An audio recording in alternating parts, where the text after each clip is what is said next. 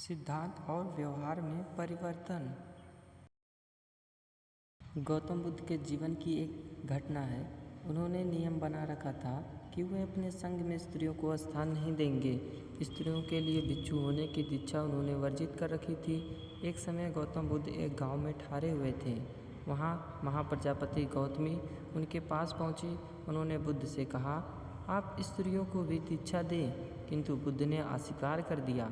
अनेक स्त्रियां इकट्ठा हुई और उन्होंने विचार किया कि कैसे गौतम बुद्ध से स्वीकृति प्राप्त की जाए। स्त्रियों ने निर्णय लिया कि वे स्वयं सेविकाएं बनकर गौतम बुद्ध के समक्ष पहुंच जाएं। गौतमी ने अपने बाल काटे, भिक्षु के वस्त्र पहने और अनेक स्त्रियों के साथ बुद्ध के सामने पहुंच गईं।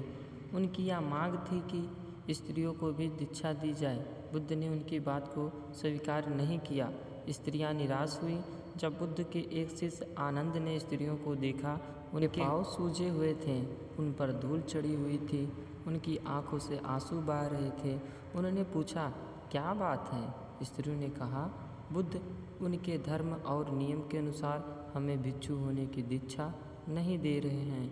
जब आनंद ने व्यक्तिगत रूप से बुद्ध से निवेदन किया, बुद्ध को उन्होंने याद दिलाया, इस समय यह सामाजिक मान्यता है कि स्त्रियां मोक्ष की अधिकारी नहीं है, पुरुषों के मुकाबले निम्न हैं। तो क्या आप भी यह मानते हैं और इसलिए उन्हें दीक्षित नहीं कर रहे हैं? बुद्ध का उत्तर था, मुझे गलत ना समझा जाए।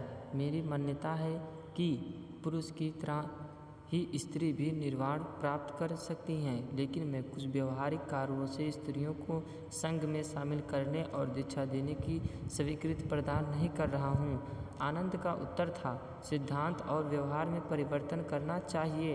बुद्ध को बात जच गई और उन्होंने यह घोषणा की, जो स्त्रियां भिक्षु होना चाहेगी उन्हें कुछ नियमों का पालन करना होगा। स्त्रियों ने स्वीकार किया और तब से स्त्रियां भी बौद्ध बनने लगी।